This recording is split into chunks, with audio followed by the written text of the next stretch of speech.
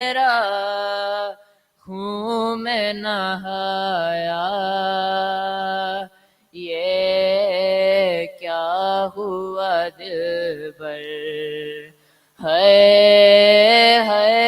علی اکبر، ہے علی اکبر۔ ماں تیری جدائی میں بھلا کیسے جیے گی، مر جائے گی صغرا جو خبر تیری سنے گی، اب کیا کروں جی کر، ہے علی اکبر، ہے علی اکبر۔ اتنا تو ذرا ٹھہرو تمہیں دولہا بنا دوں، بس ایک جھلک صحرے کی صغرا کو دکھا لوں، بے چین تھی خواہر، ہے علی اکبر، ہے علی اکبر۔ جب کوئی جوان لاش نظر آتی ہے محشر، ایک یاد سوئے کرب و بلا جاتی ہے محشر، دل روتا ہے کہہ کر، ہے علی اکبر، ہے علی اکبر۔ کہتی تھی یہ ماں خون بھری میت سے لپٹ کر، ہے علی اکبر۔ اور محمد وآل محمد صلوات۔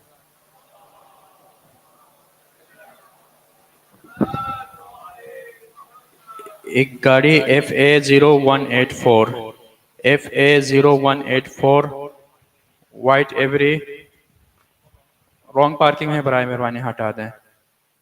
اور محمد وآل محمد صلوات۔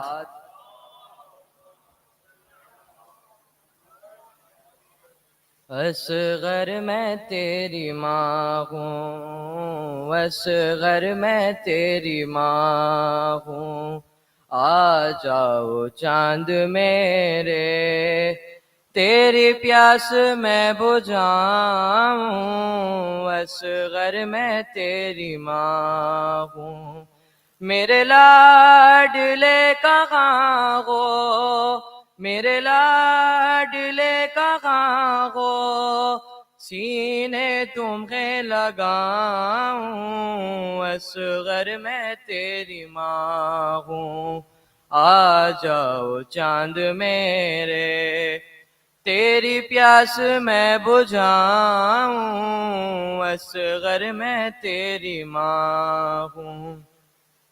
بیٹا تمہارا قاتل میرے سامنے کھڑا ہے، جانے کیوں ہنس رہا ہے، چادر بھی لٹ چکی ہے، منہ کس طرح چھپاؤں، اصغر میں تیری ماں ہوں، اصغر میں تیری ماں ہوں، تیرے جھولے کو سکینہ رو رو کے چومتی ہے، تجھے گھر میں ڈھونڈتی ہے، تیری موت کی خبر میں کیسے اسے سناؤں، اصغر میں تیری ماں ہوں، اصغر میں تیری ماں ہوں،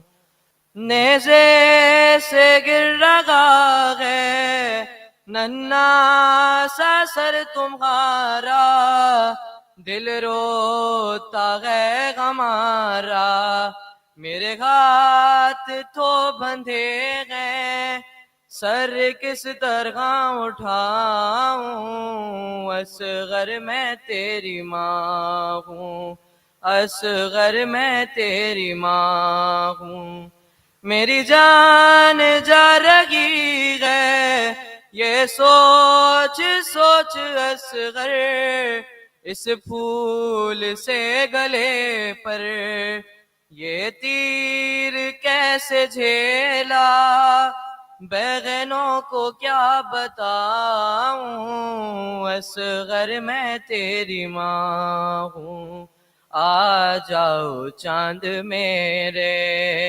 تیری پیاس میں بجھاؤں، اصغر میں تیری ماں ہوں، اصغر میں تیری ماں ہوں، بر محمد وآل محمد صلوات۔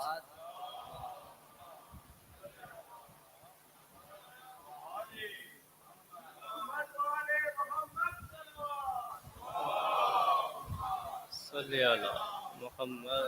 اور برائے خوشنودی امام زمان علیہ السلام بلند ترین صلوات۔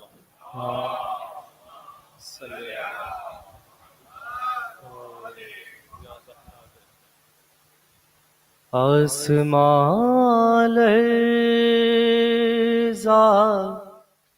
زمیں کانپی، سمندر روئے، آسمان لرزا زمیں کانپی، سمندر روئے، لحد میں ماں کے لیے جب، لحد میں ماں کے لیے جب غلی اصغر روئے، آسمان لرزا زمیں کانپی، سمندر روئے، اور تنہا روتی تھی بہتر کو علی کی بیٹی، تنہا روتی تھی بہتر کو علی کی بیٹی، بیردا جب ہوئی زینب تو، بیردا جب ہوئی زینب تو بہتر روئے، آسمان لرزا زمین کانپی، سمندر روئے، نظم یاد جو بیمار مدینہ آئیں، نظم یاد جو بیمار مدینہ آئیں، ہچکیاں بندھ گئی اس طرح، ہچکیاں بندھ گئی اس طرح سے اکبر روئے،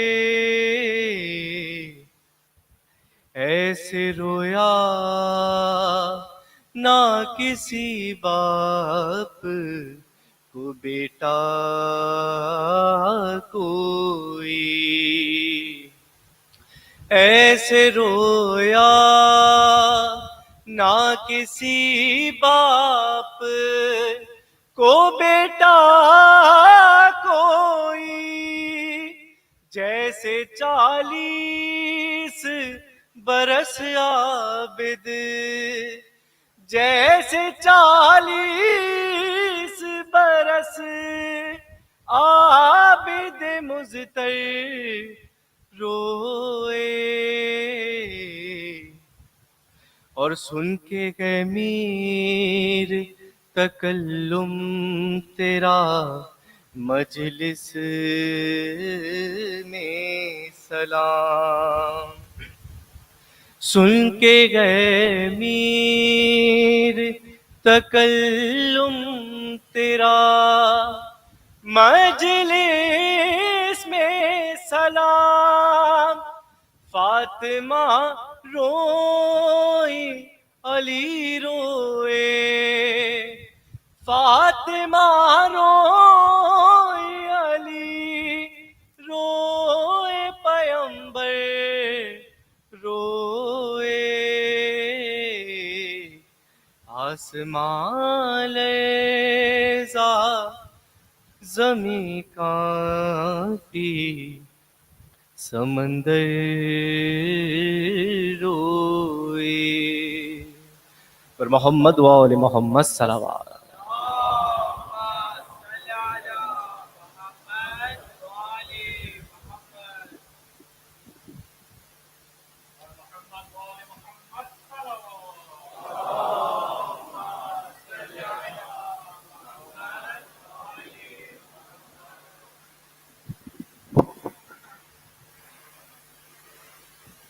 مومنین سے گزارش ہے کہ تھوڑا سا اور اندر تشریف لے آئیں، آگے جگہ سیدھے ہاتھ پہ ہے، تو مومنین تھوڑا سا اور آگے تشریف لے آئیں۔ بر محمد و آل محمد بلندتر صلوات۔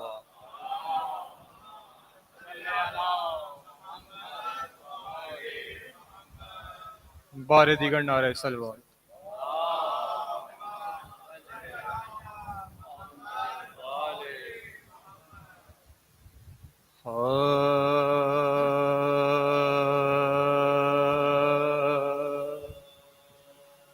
کہتی تھی بانو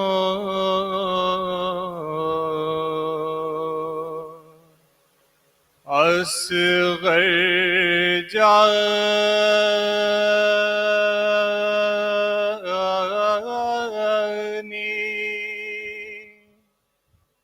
کب تم گھر میں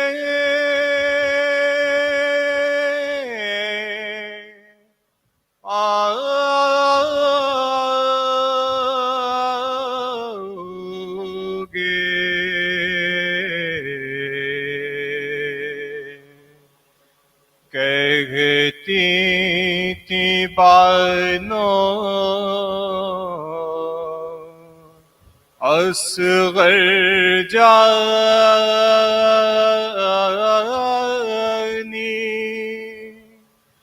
کب تم گھر میں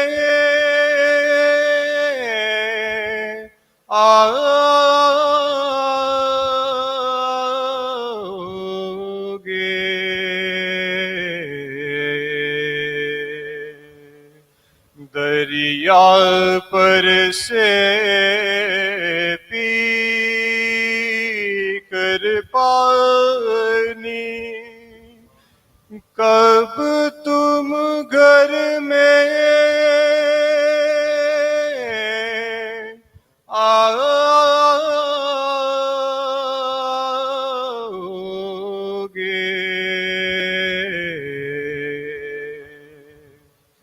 اے میرے جانی یوسف ثانی، کب تم گھر میں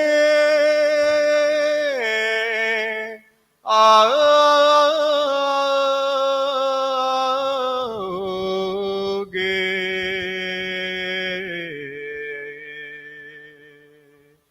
دکھ دکھانے شکل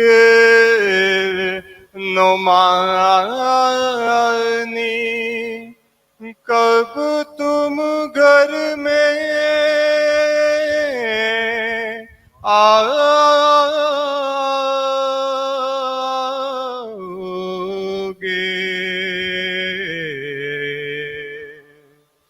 سوگ میں تیرے بیٹا میں نے پہنی کفنی کالی ہے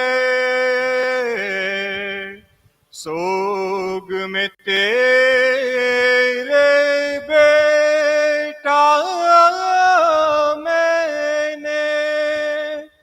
پہنی کفنی کالی ہے ارے بھورے بالوں والے آ جا جھولا تیرا خالی ہے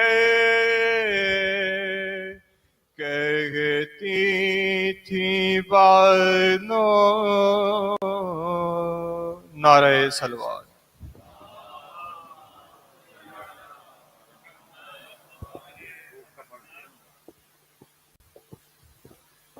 پر محمد وآل محمد صلوات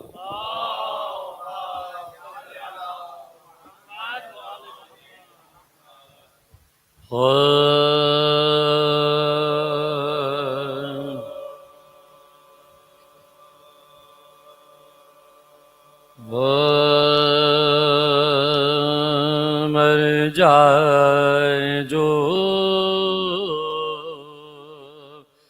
فرزند تو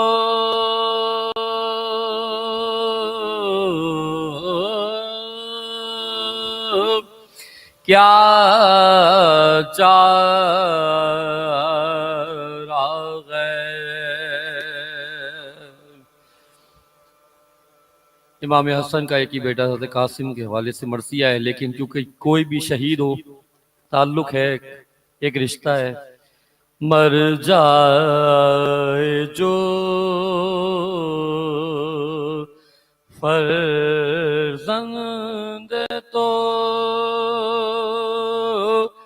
کیا چارہ ہے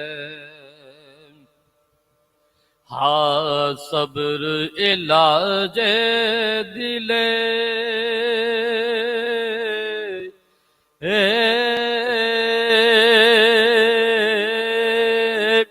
صد پارہ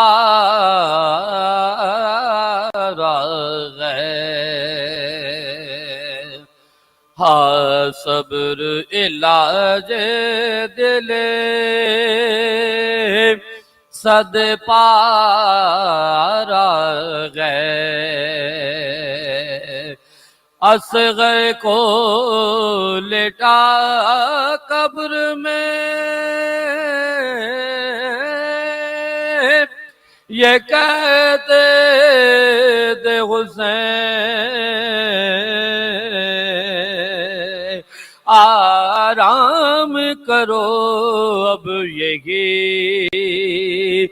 گہوارہ ہے مر جائے جو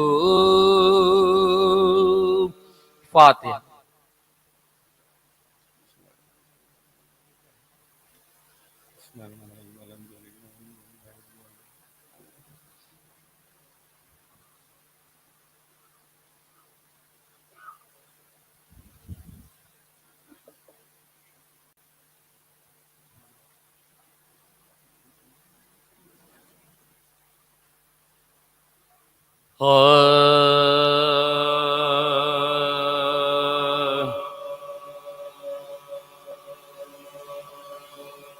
گھوڑے سے جب کہ قاسم گل گو کعبہ گر کوڑے سے جب کے قاسم گل گو کعبہ کے گل پڑ گیا نبی رہے مجھ سفد جری باغا دو شیرے خون نگا کے لگتے دل گرتے گی فوج ظلم کا مج ارے زخمی پہ آخر گئے فوج مارا کے سین پوست پہنے سے کٹ کی سنان ظلم کل کوئی تب لگا گیا مظلوم تیغا کیسے کا چل گیا سر پہلو بھی دونوں غاضب یک دولہا کا ایک جسم تھا ہر بے حضرت کو دے صدا کے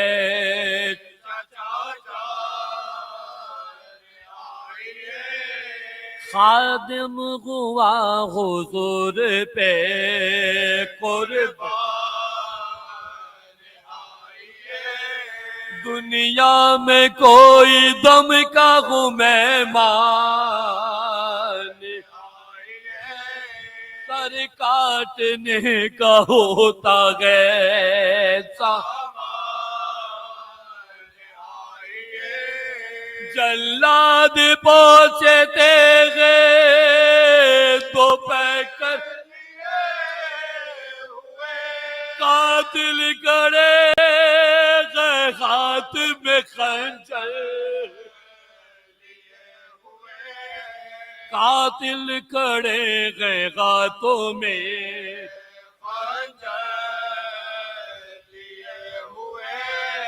پہنچے حسین لاش پہ جسے دم اٹکا ہوا تھا آنکھوں میں حسن کا اٹکا ہوا تھا آنکھوں میں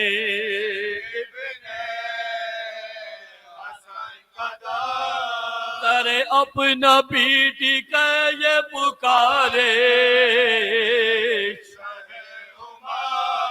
قاسم اٹھو کے آئے ہیں ملنے کو تم قاسم اٹھو کے آئے ہیں موڑو نہ کی بات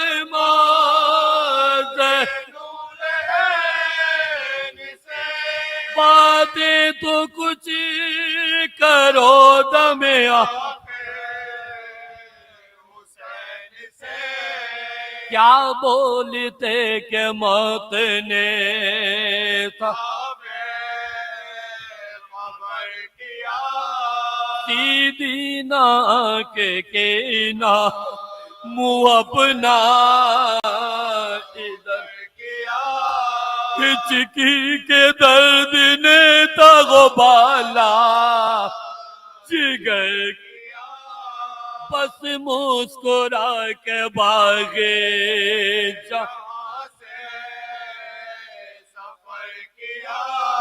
حضرت چلے اٹھا کے تن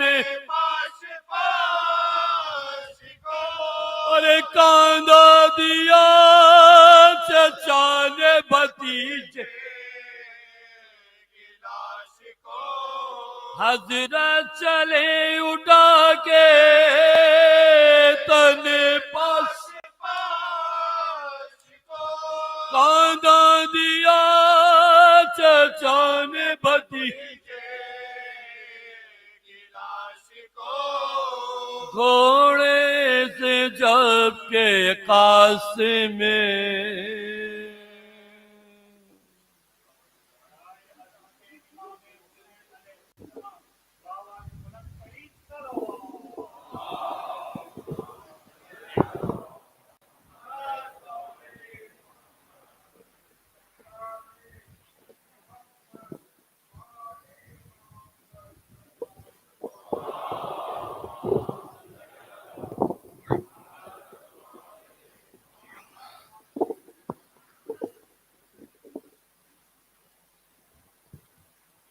سورہ فاتحہ کی تلاوت فرما دیجیے گا۔ بسم اللہ الرحمن الرحیم الحمدللہ رب العالمین الرحمن الرحیم مالک یوم الدین نستعین اهدنا الصراط المستقیم صراط الذین غیر المغضوب علیہم ولا الضالین۔ ان اللہ وملائکته یصلون علی النبی یا ایھا الذین آمنوا صلوا علیہ وسلموا تسلیما۔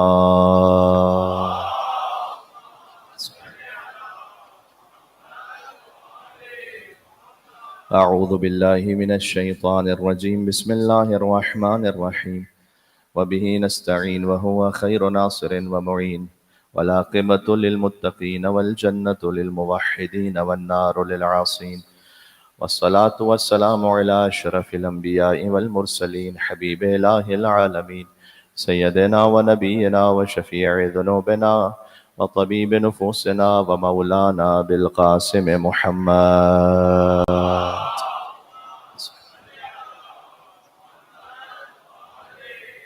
وعلى آله الطيبين الطاهرين المعصومين المظلومين المنتجبين المنتخبين الميامين سيما بقية الله في الأراضين الذين أذهب الله عنهم الرجس وطهرهم تطهيرا۔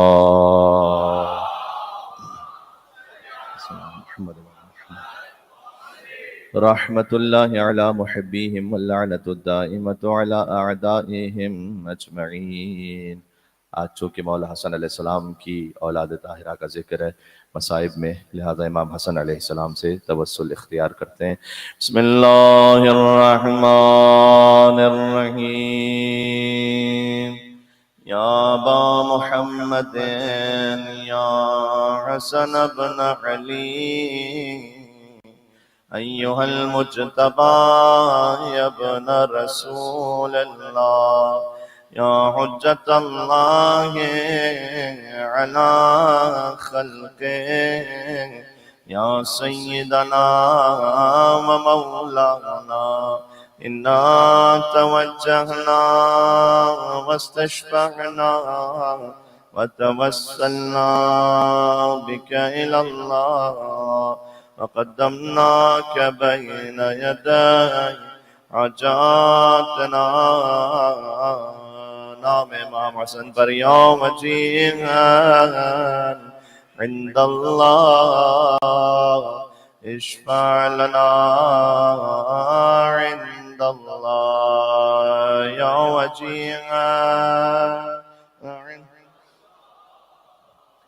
اشفع لنا ایک مرتبہ اور یوم جیہن عند اللہ اشفع لنا عند اللہ۔ صلوات بر محمد و آل محمد، اللہم صلی علی محمد۔ اما بعد فقد قال اللہ الحکیم بسم اللہ الرحمن الرحیم قل ما اسألکم علیہ من اجر الا ان شاء ان یتخذ الی ربہ سبیلا۔ نعرہ صلوات۔ اللہم صلی علی محمد۔ ایک زحمت فرمائیے گا بلند تر صلوات ایک اور بھی۔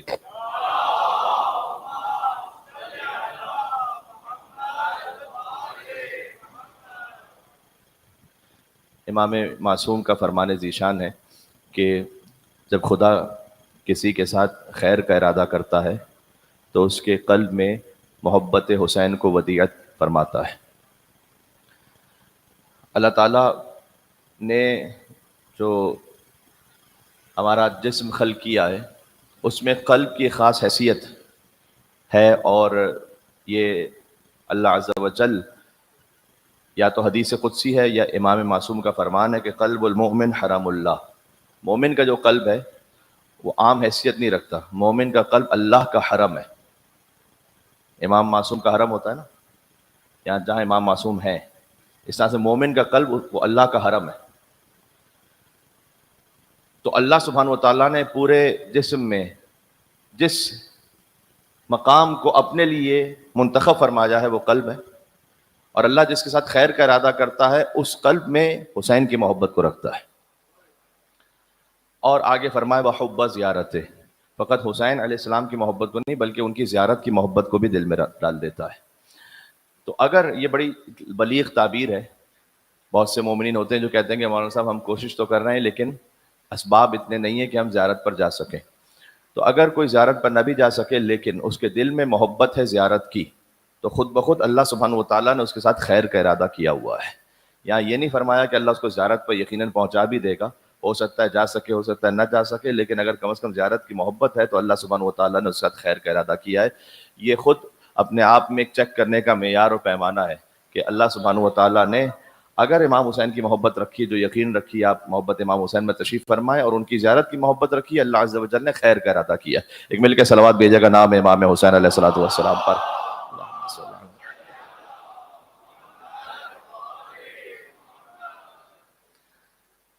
اور اگر قلب صحیح راستے پر ہے، ہمارے پاس ایک دعا ہے کہ جو سب کو یاد ہے، دیکھیے گا میں آدھی پڑھوں گا، آدھی آپ میرے ساتھ پڑھیے گا. یا اللہ ہو یا رحمان ہو یا رحیم یا مقلب القلوب ثبت قلبی علی دینک.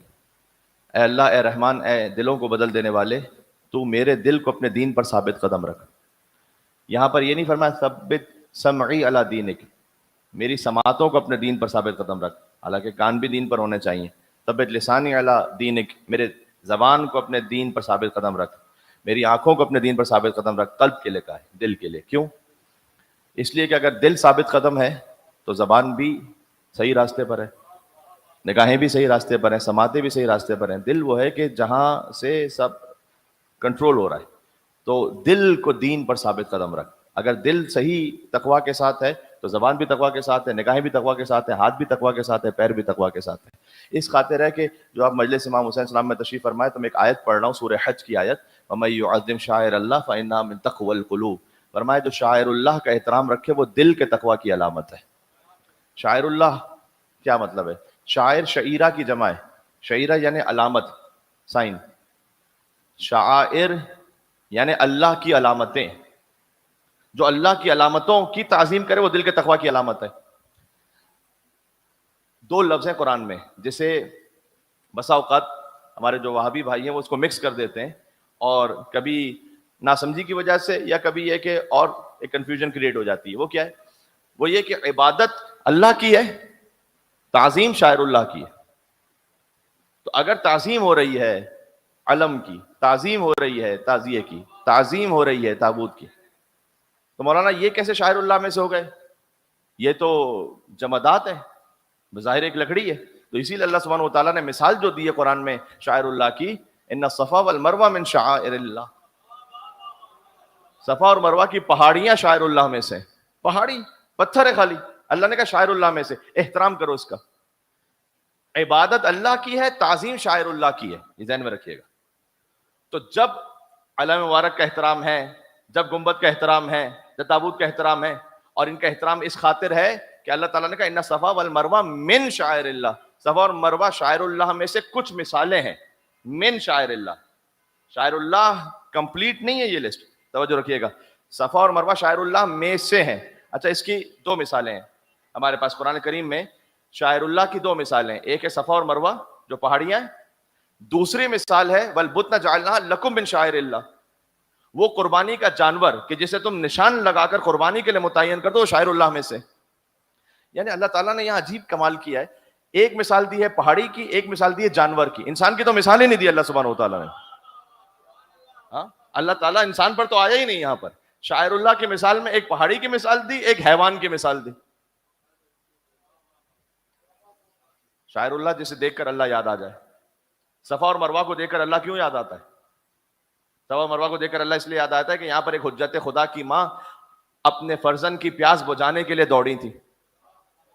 صفا سے مروہ, مروہ سے صفا, اور اس طرح سے دوڑی تھی کہ چونکہ وہ جب نشیب میں چلی جاتی تھی تو زیادہ تیز دوڑتی تھی تاکہ ابراہیم کے فرزند اسماعیل انہیں نظر آئیں, کیونکہ وہاں پر سلوپ تھا. آج تو یہ فلیٹ ہو گیا نا, ورنہ تو سلوپ تھا, پہاڑیاں تھی, سنگلاخ چٹانیں.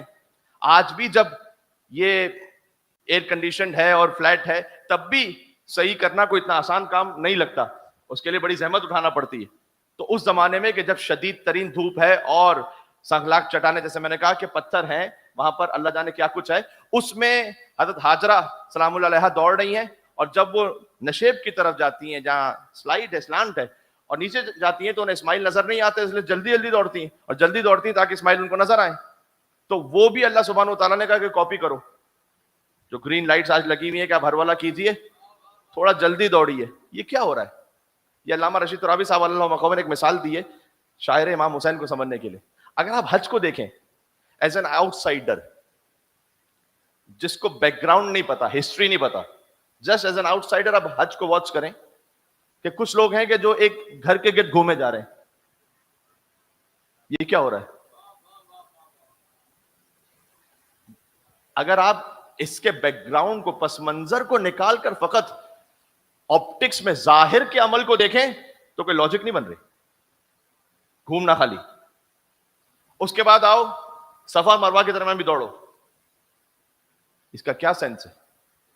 اچھا اس کے بعد جاؤ, 3 شیطان ہیں, ان کو پتھر مارو. ارے پتھر مارے, کون سا شیطان ہے یہاں سامنے؟ دیواروں کو پتھر مار رہے ہو. اس کا مطلب ہے کہ اگر آپ فقط ظاہر کو دیکھ رہے ہوتے ہیں نا تو سینس نہیں بن رہے ہوتا بہت سے کاموں کا. جب آپ اس کے پس منظر میں جاتے ہیں, میں کچھ کہنا چاہ رہا ہوں عزاداری امام حسین علیہ السلام کے بارے میں. اے میرے ساتھ ایک مل کے صلوات اور بھیجیے گا محمد و آل محمد پر. اللہم صلی علی.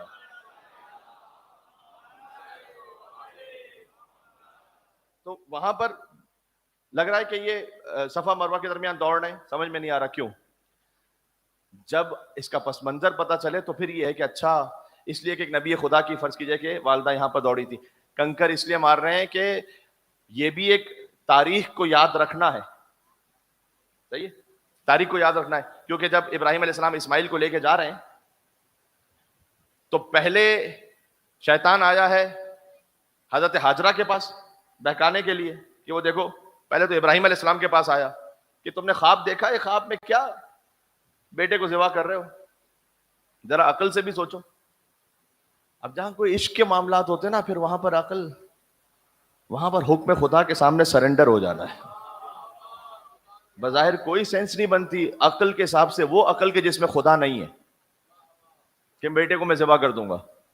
اور اس فقیر کا کہا ہوا جملہ اب تک پہنچا ہوا ہے. تو جب ہم خواب میں بھی ابراہیم جیسے نہیں ہیں, ہمارے خواب آئے گا کہ ہم بیٹے کو ذبح کر رہے ہیں تو ہم نے تھوڑی کو ذبح کر دینا ہے. تو جو خواب میں ابراہیم جیسا نہ ہو وہ محمد جیسا کیسے ہو سکتا ہے؟ فقیر نے ایک جگہ جملہ کہا تھا کہ آپ کوئی خواب دیکھ لیں اور اگر بیٹے کی گردن پہ چھری رکھیں تو دیکھیں کہ دمبا آتا ہے یا پولیس آتی ہے. تو ان کے لیے تو دمبا آیا تھا, اس لیے کہ ان کو خاص اللہ سبحانہ و تعالیٰ کا حکم ہے. تو پتھر مارے انہوں نے, شیطان کو پتھر مارے کہ نکل جاؤ. پھر اس کے بعد اسماعیل کو بہکایا کہ تمہارے باپ کو کیا ہو گیا ہے, اچھے والے جوان ہو, چھری پھیر دیں گے تمہارے گردن پہ. انہوں نے بھی پتھر مارے. پھر ہاجرہ سلام اللہ علیہ کے پاس آیا کہ وہ دونوں مان نہیں رہتے کہ بھئی آپ جا کے روکیں کہ تمہارے جو شوہر ہے نا وہ گئے ہوئے بیٹے کو ذبح کرنے. انہوں نے بھی پتھر مارے. یہ اس کی یاد ہے.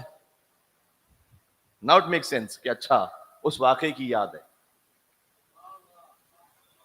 عزاداری امام حسین علیہ السلام میں پیٹے جا رہے ہیں, سینہ پابا رہنا گھوم رہے ہیں, ایک عجب فقر کا عالم ہے, ہاں دیوانوں کی طرح ہیں. اس کا مطلب یہ نہیں ہے کہ اس کے پیچھے کوئی سینس نہیں ہے.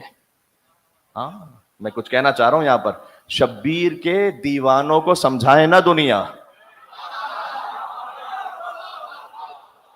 ہاں وہ کربلا معلّہ میں دیوانے ہو آپ عبداللہ الحسین علیہ السلام کے, جو اس خاص عزاداری کی کیفیت میں ہیں, جنہیں اپنا ہوش نہیں ہے, جنہیں کھانے پینے کا ہوش نہیں ہے. لوگ کہہ رہے ہیں کہ بھئی کیا ہو گیا ہے, 61 ہجری میں ایک واقعہ ہوا ہے, اب تک پیٹے جا رہے ہو اپنے آپ کو. شبیر کے دیوانوں کو समझाए ना दुनिया, क्यों? ये खूब समझ बूझ के दीवाने हुए हैं।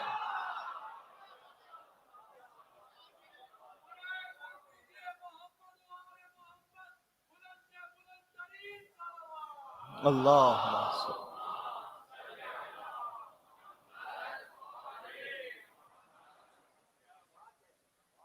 तो इसके पस मंजर में मोहब्बत इमाम हुसैन अलैहिस्सलाम है, सुन्नत रसूल है कि रसूल अल्लाह खुद रोए हैं।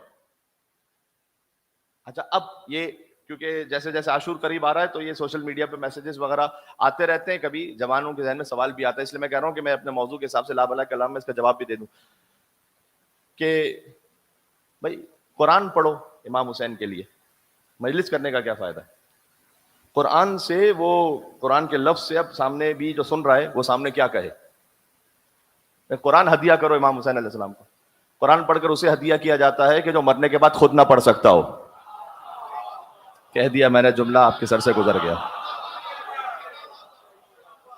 हाय हाय, नौ के नेजा पर जो हुसैन कुरान पढ़ रहा है। दूसरा ये कि सफा मरवा पे कुरान पढ़िए, छोड़ दीजिए ये दौड़ना।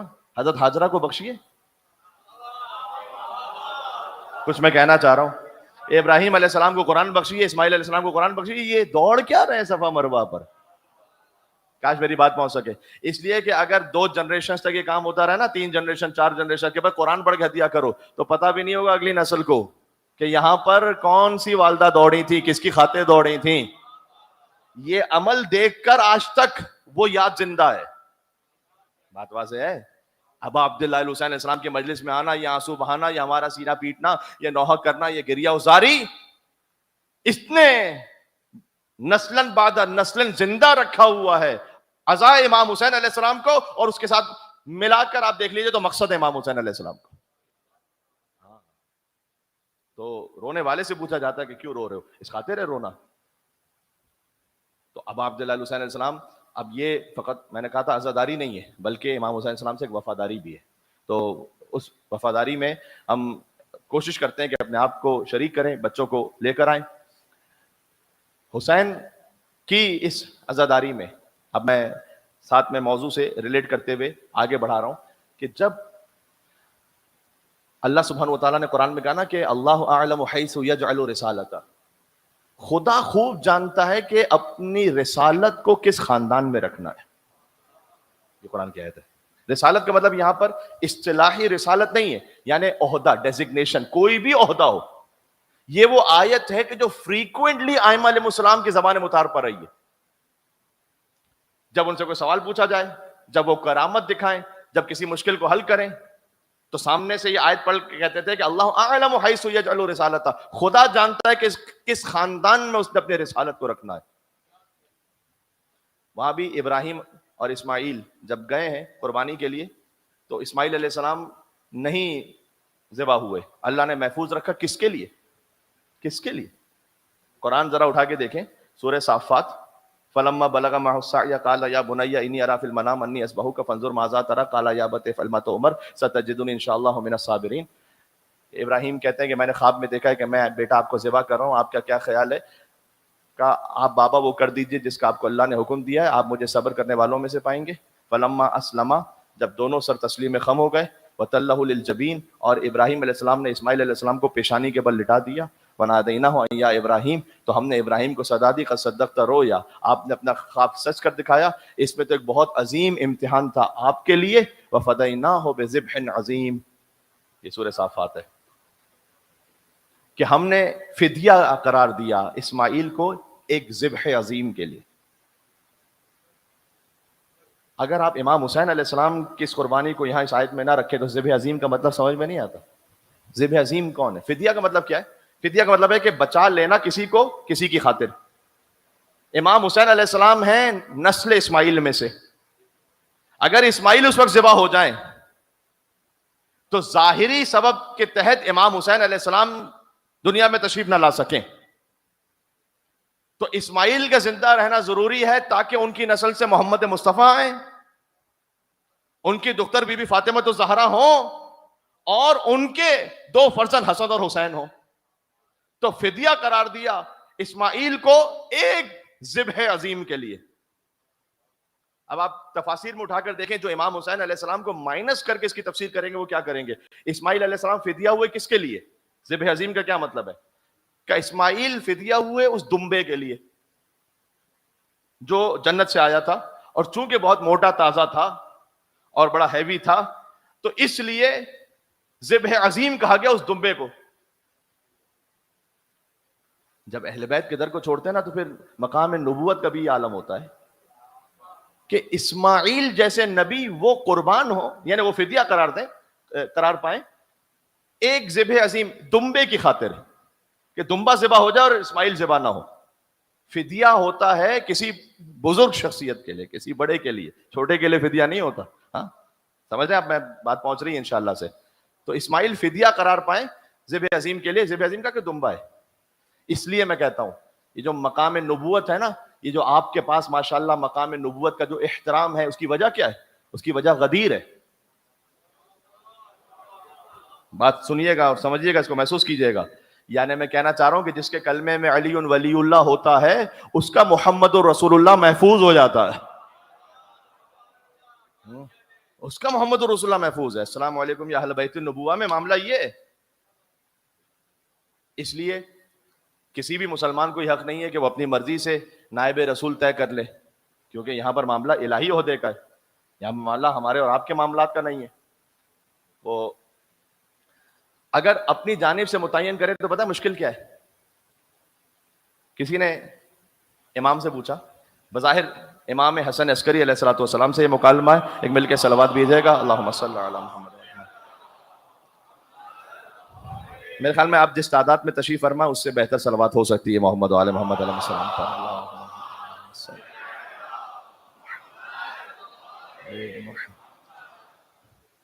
امام سے پوچھا کہ مولا کیا ہم اپنا رہبر امام لیڈر خود بنا سکتے ہیں؟ امام نے کہا اگر تم بناؤ گے تو کیا دیکھو گے اس میں, بتاؤ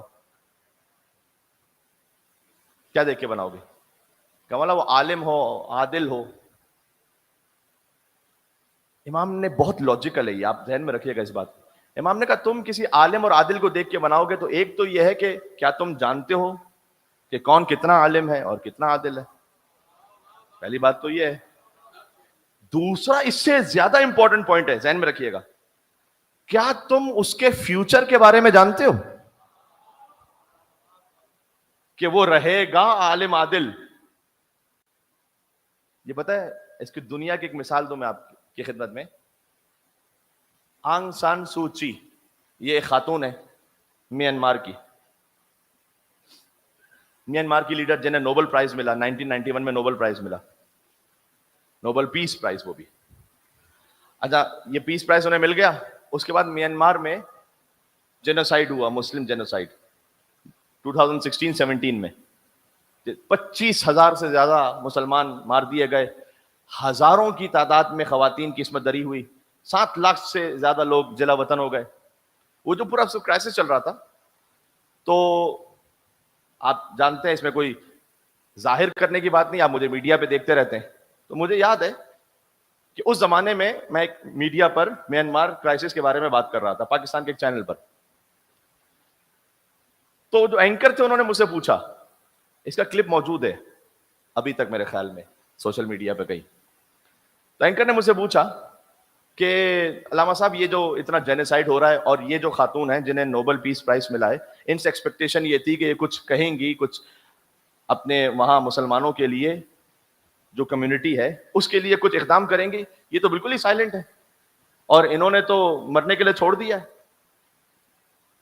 تو ان کو تو نوبل پیس پرائز ملا ہوا ہے, تو اب یہ جو ان کا کام ہے, تو کیا یہ نوبل پیس پرائز ڈیزرو کرتی تھی؟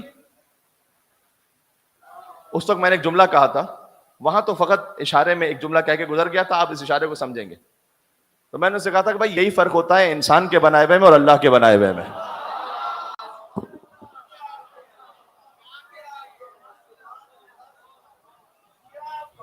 یہ بات سمجھ میں آ رہی ہے؟ یہ فرق ہوتا ہے. ایک صلوات میں یہاں پر توقع رکھتا ہوں آپ سے کہ آپ بھیجیں گے محمد پر, اللہم صلی علی.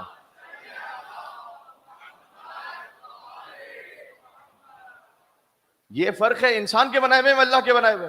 انسان نے نوبل پرائز دے دیا, حتیٰ یہ کہ بعد میں نوبل جو پیس پرائز کمیٹی ہے میں اس کی کوئی اہمیت کا قائل نہیں ہوں. وہاں پر جس طرح سے کرپشن ہے وہ اس کو میں اس وقت یہاں پر ڈسکس کر کے فائدہ کہ آپ سب جانتے ہیں کہ وہاں پر جو انٹلیکچوئل کرپشن ہے, کس کو پیس پرائز ملتا ہے, ان کو کہ جنہوں نے کارپیٹ بامبنگ کر کے لاکھوں بچوں کو مارا ہے, ایسے ایسے پریزیڈنٹس کو بھی ملتا ہے. تو میں ویلیڈیٹ نہیں کر رہا اس پیس پرائز کو یہاں سے, میں تو خالی ایک بات کہہ رہا ہوں کہ جب وہاں سے وہ پیس پرائز ملا تو ان کی میٹنگ ہوئی بات میں کہ کیا اس کو ریووک کریں ہم, کیونکہ 91 میں دے چکے تب ریووک کریں. انہوں نے کہا ہم ریووک اس لیے نہیں کر سکتے کہ اس وقت جب ہم نے دیا تھا ہم نے فقط ان کا اس وقت کا کیریکٹر دیکھا تھا, فیوچر کے ہم ذمہ دار نہیں ہیں. آپ بنائیں گے تو فیوچر کے ذمہ دار نہیں ہوں گے, اللہ بنائے گا تو قیامت تک ذمہ داری لے گا. اللہ بنائے گا تو اللہ جانتا ہے. یہاں پر اپنا کوئی شک کا امکان ہے, نہ تردید کا امکان ہے, نہ عصیان کا امکان ہے. اس لیے مستقبل کو دیکھ کر اللہ سبحانہ و تعالیٰ جانتا ہے. تو امام نے کہا کہ تم فیوچر کو نہیں جانتے, اپنی مرضی سے بناؤ گے, فیوچر میں کیا کر لے گا وہ.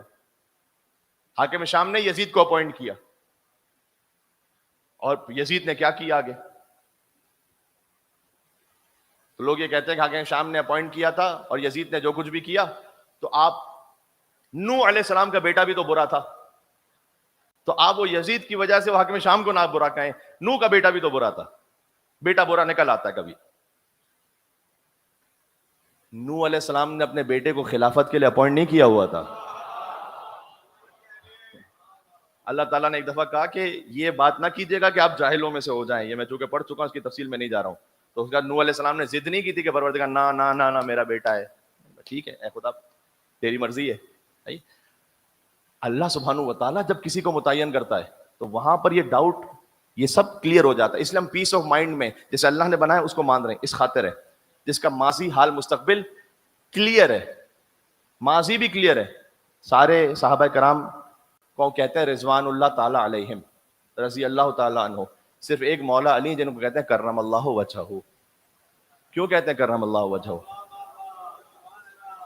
بھائی اگر کرم اللہ وجہہ ایک بہت اچھا ٹائٹل ہے تو آپ سب کے ساتھ لگائیے, کہیے کسی بھی صحابی کا نام لیجئے, کہیے کرم اللہ وجہہ, کہہ سکتے ہیں؟ نہیں. کرم اللہ وجہہ کا مطلب ہے کرم اللہ, جیسے اللہ نے کرامت دی ہے, وجہہ جس کے چہرے کو. امام فخر الدین رازی کہتے ہیں چونکہ علی کا چہرہ کبھی بتوں کے آگے نہیں جھکا تھا,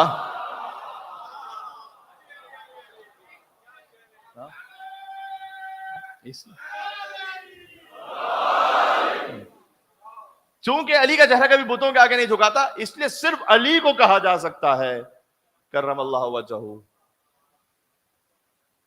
تو ان کا ماضی بھی کلیئر ہے.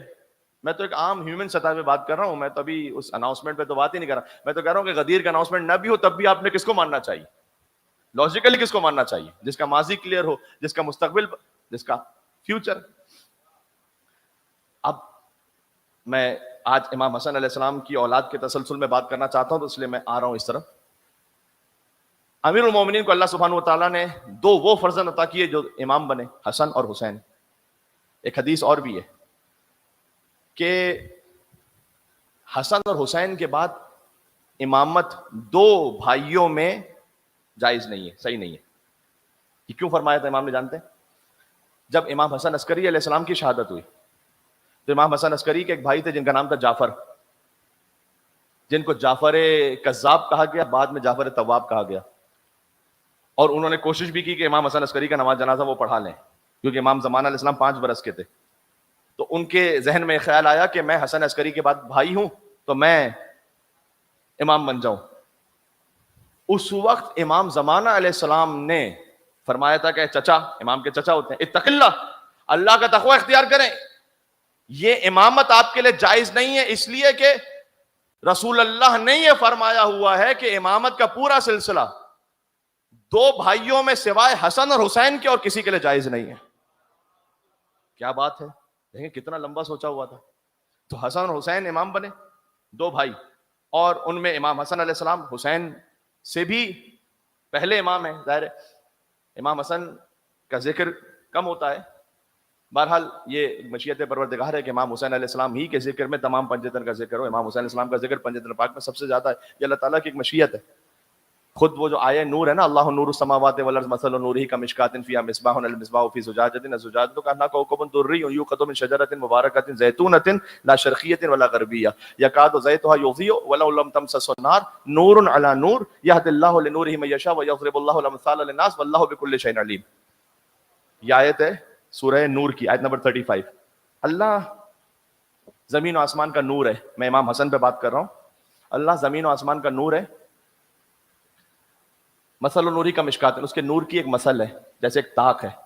مشکات یعنی طاق. طاق کا مطلب پتہ کیا ہوتا ہے؟ دیوار کے اندر ایک جگہ جہاں پر چراغ رکھتے ہیں، اس کو کہتے ہیں طاق. فیہا مصباح، اس طاق کے اندر ایک چراغ ہے. المصباح فی زجاجۃ، اور وہ چراغ ایک فانوس میں ہے. الزجاجۃ کأنہا کوکب دری. یہ آپ کو لگے گا قرآن کی آیت ہے، کتنی سمبولک آیت ہے یہ. کیا ہے یہ؟ اللہ کے نور کی مثل ہے. اللہ کے نور کی مثل یہ ہے کہ ایک طاق ہے، اس کے اندر ایک چراغ ہے. چراغ فانوس میں ہے، فانوس کی روشنی کوکب دری کی طرح ہے. فرمایا المشکات یا فاطمہ. امام نے فرمایا، تفصیل میں جانے کا وقت نہیں، میں 1 منٹ میں صرف بات کر کے آگے بڑھ رہا ہوں. مشکات، امام نے فرمایا جو طاق ہے نا، طاق، طاق یعنی جہاں پر میں نے کہا دیوار کے اندر ایک جگہ جہاں پر آپ کوئی لائٹ رکھتے ہیں، اس طاق کا مطلب فاطمہ الزہرا ہے. نور الہی جہاں پر ہے،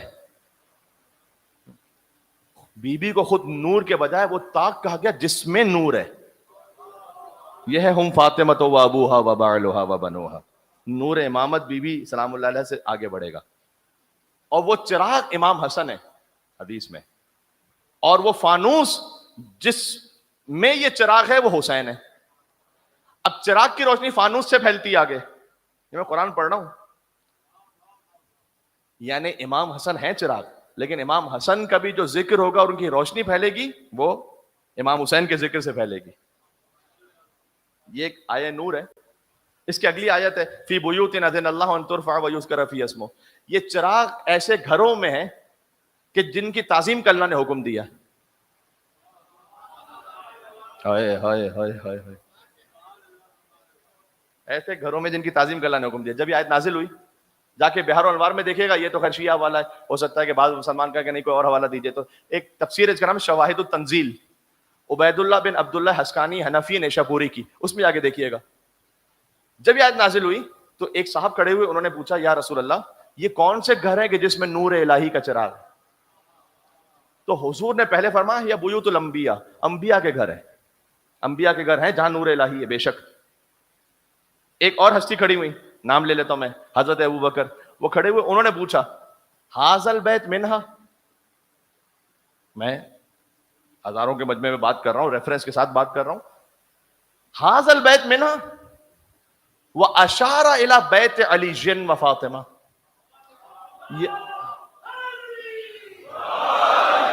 یا رسول اللہ جو آپ نے کہا یہ انبیاء کے گھر ہیں جہاں نور الہی ہے، کیا یہ گھر بھی انہی میں سے ہے؟ اور اشارہ کیا مولا علی کے گھر کی طرف. اچھا، اس کا مطلب ہے کہ میں مسلمانوں سے دستبستہ کہنا چاہتا ہوں کہ حضرت ابوبکر رضی اللہ تعالی عنہ وہ یہ بات جانتے تھے کہ رسول اللہ جب انبیاء کی فضیلت بیان کریں تو کوئی صحابی اس میں شریک نہیں ہو سکتا ہے. اگر نبی کی فضیلت میں کوئی شریک ہو سکتا ہے تو وہ حیدر کرار علی ابن ابی طالب ہے.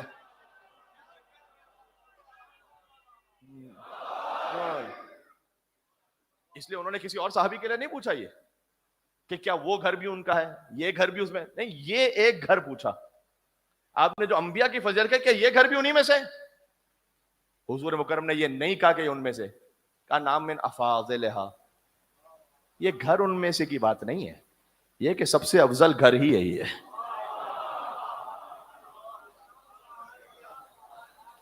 سب سے افضل گھر یہ جہاں نور الہی رکھا ہوا ہے. آگے آیت میں اشارہ بھی ہے یسبح لہ فیہا بالغدو والآصال. یہ ہم اس گھر کی بات کر رہے ہیں جس میں صبح و شام اللہ کی تسبیح پڑھی جاتی ہے. تو تسبیح کس کے گھر سے ملی ہے آپ کو؟ تسبیح فاطمہ الزہرا سلام اللہ علیہا. مل کے صلوات بھیجیں نام حضرت زہرا سلام اللہ علیہا پر.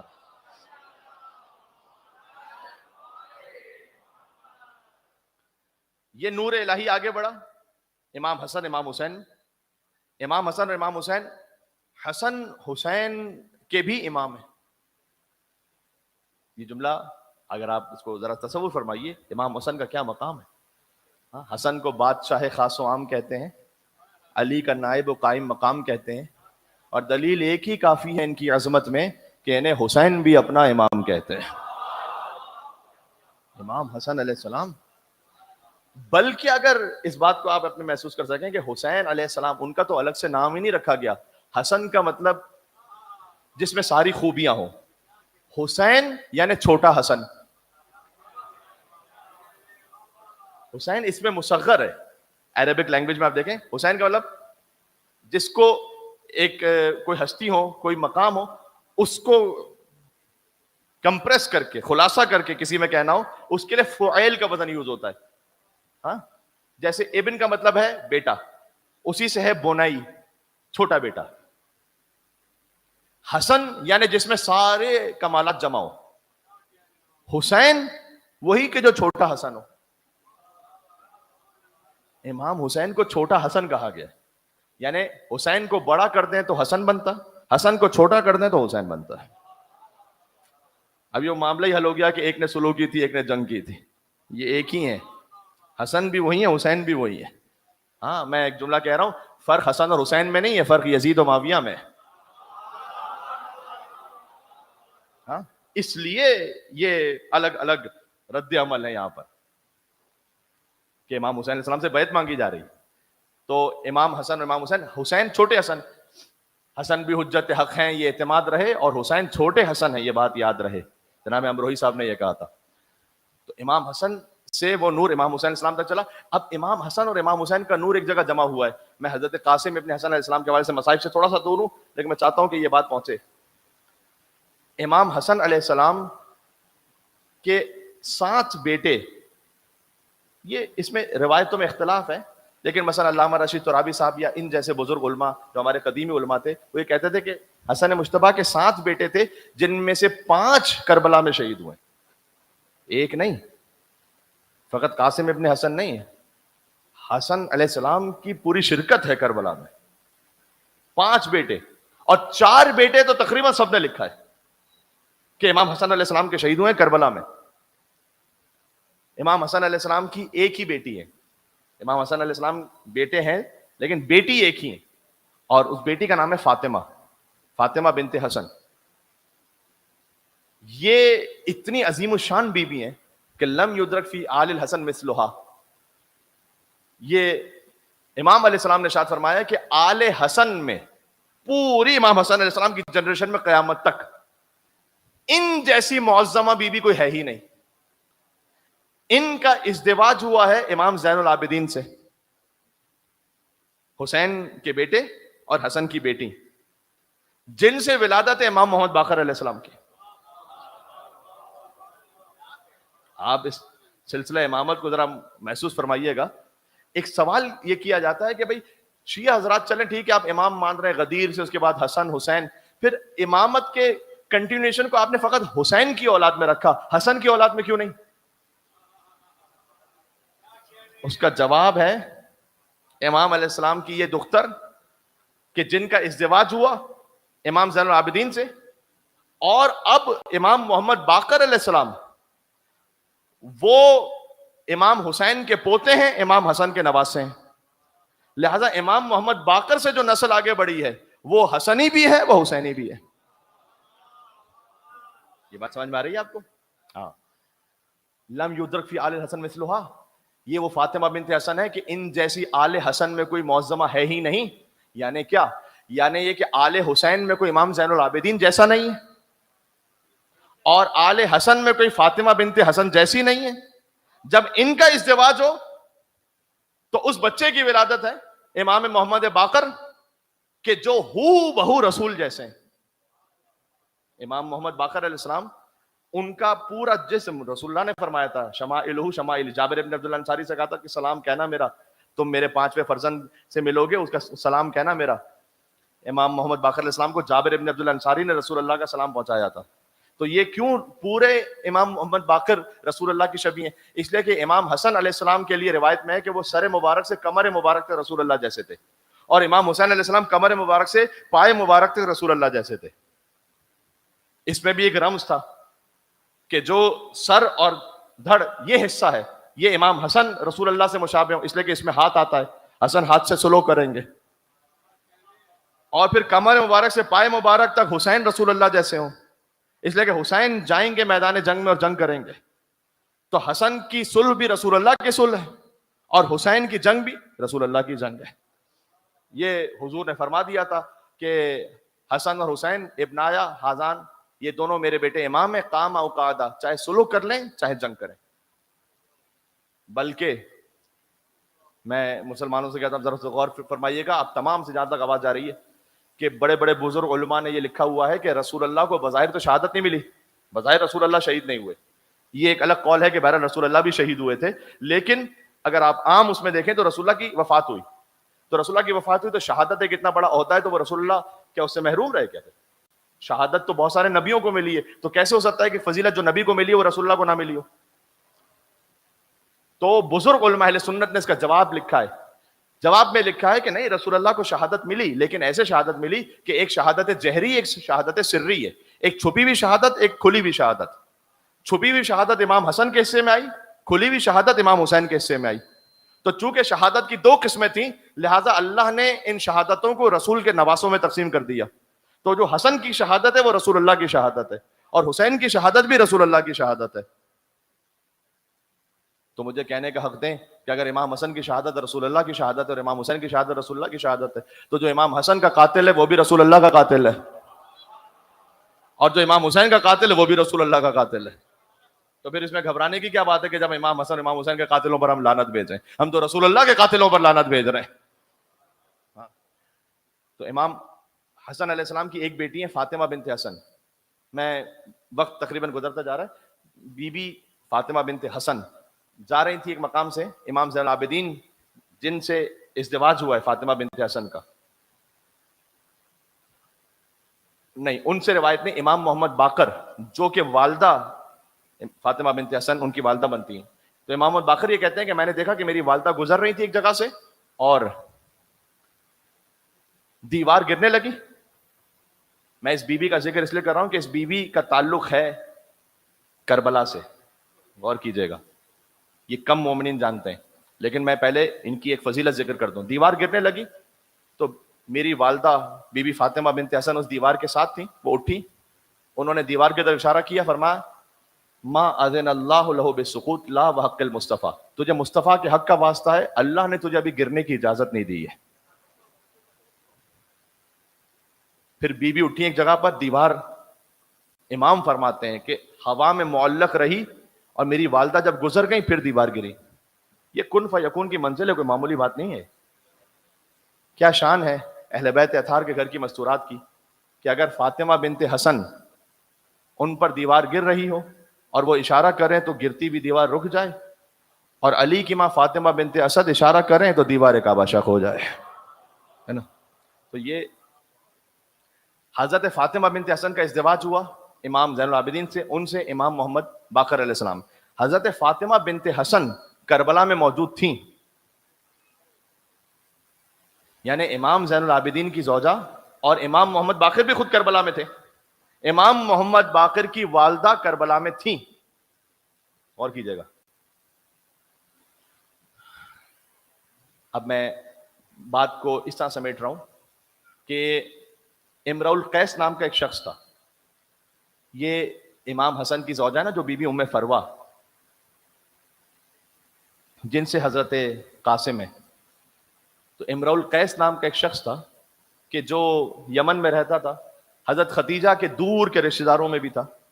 وہ مسلمان ہوا، اس کی 3 بیٹیاں تھیں. یمن میں بیٹیوں سے شادی کرنے والا کوئی تھا نہیں. امرؤ القیس کی بیوی کی بھی وفات ہو گئی، تو اب یہ اپنی بیٹیوں کی شادی کروانے کے لیے لے کر آیا اپنی بیٹیوں کو مدینہ. اور جب مدینہ لے کر آیا تو اب یہ سوچ رہا تھا کہ میں کسی شریف النفس انسان کے ہاں ازدواج کروں اپنی بیٹیوں کا. تو کس سے ازدواج ہو؟ تو کوئی جانتا نہیں اس کو مدینہ میں. 1-2 لوگوں سے جب معلوم ہوا، کچھ پوچھا، پتہ چلا کہ امیر تو ہیں لیکن شرافت نفسانی نہیں ہے، تو مجھے ان سے ازدواج کرنا نہیں ہے. اب بیٹیوں کے لیے شادی کرنا ہے اور دن گزرتے چلے جا رہے ہیں، یمن سے آیا ہے تو مدینہ سے باہر تھک ہار کر بیٹھ گیا. دیکھیں اللہ تعالیٰ کیسے انتظام کرتا ہے, جس کے دل میں وہ نیت ہے. تھک ہار کے بیٹھا ہوا ہے, دیکھا دور سے ایک شخص آ رہا ہے, گویا ایسا لگ رہا ہے بڑی محنت کر کے پسینے میں پورا شراب ہو رہا ہے. دور سے ایک شخص آ رہا ہے, یہ امرؤ القیس جانتا نہیں اس شخص کو. یہ شخص آ رہا ہے اور ابھی مدینہ کی سرحد ہی پر پہنچا ہے کہ چھوٹے چھوٹے بچے اس کے گرد جمع ہو گئے, اور یہ اپنے پاس سے ایک ایک درہم نکال کر ان بچوں کو دیتا جا رہا ہے جو اپنی محنت کی کمائی ہے, اور سارے درہم ختم ہو گئے اس کے بعد, اور یہ داخل ہوا مدینہ میں خالی ہاتھ. امرؤ القیس نے دیکھا کہ یہ کون ہے. اچھا ایک دن دیکھا, اگلے دن بھی وہیں جا کے بیٹھے, بالکل وہی سیم منظر. یہ باغ سے نکلتا ہے محنت مزدوری کر کے, جو کچھ کمایا ہوتا ہے بچوں میں تقسیم کر کے پھر خالی ہاتھ. ارے یہ کون ہے؟ ایک شخص سے پوچھا وہ جو شخص ہے وہ کون ہے؟ کہ وہ علی ابن ابی طالب ہے. کہا اچھا علی کے بارے میں تو بڑا سن رکھا تھا. ما اشرف ھذا الفتى, کیا ہی شریف النفس ہے یہ جوان. فتح عربی میں شباب کہتے ہیں جوان کو, اور فتح بھی کہتے ہیں جوان کو. فرق یہ کہ شباب ہر جوان, سیدہ شباب اہل جنہ امام حسن امام حسین ہے, جو بھی جوان ہوں گے ان سب کے سردار ہیں جنت میں. فتح کہتے ہیں جو ابراہیم علیہ السلام کے لیے قرآن میں سورہ انبیاء میں لفظ ہے فتح. یہ بتوں کو توڑنے والا کون ہے؟ کہ وہ ایک جوان ہے فتح. جوان فتح کے لیے جوان اس جوان کو کہتے ہیں کہ جو بت شکن ہو, ہاں جس میں شہامت ہو, جس میں قہرمانی ہو. اس لیے جب جبریل نازل ہوئے تھے تو یہ نہیں کہا لا شباب الا علی, لا سیف الا ذوالفقار, کہ لا فتح الا علی, لا سیف الا ذوالفقار. اس نے کہا کتنا ما اشرف ھذا الفتى, کتنا کریم اور شریف ہے یہ جوان. اچھا جوان کیا, اس وقت ضروری نہیں کہ امیر المومنین باقاعدہ اس جوانی ہی کے عالم میں ہو, یعنی ظاہر ہے کہ تھوڑا سا وقت گزر چکا ہے, اور جس کو آپ ادھیڑ عمر کہہ سکتے ہیں بظاہر مولا علی. لیکن فتح جو ہے نا, فتح والا جوان, وہ علی آخر تک ہے, نہروان تک ہے, اس میں بھی جوانی ہے وہ.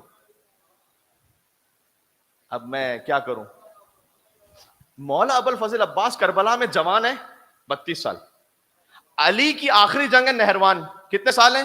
63 سال کے. میر انیس کہتے ہیں دو ہی جوان ہیں اس دو جہان میں, دو ہی جوان ہیں. اس جملے کی میں قدر چاہتا ہوں آپ سے, دو ہی جوان ہیں اس دو جہان میں, عباس کربلا میں, علی نہروان میں.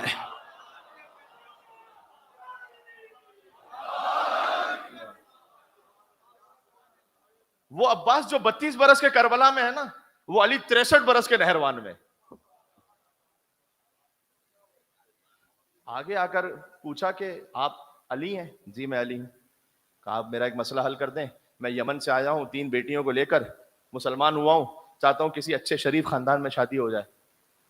امام نے کہا کہ کیا تم چاہتے ہو کہ تمہاری ایک بیٹی سے میں ازدواج کر لوں؟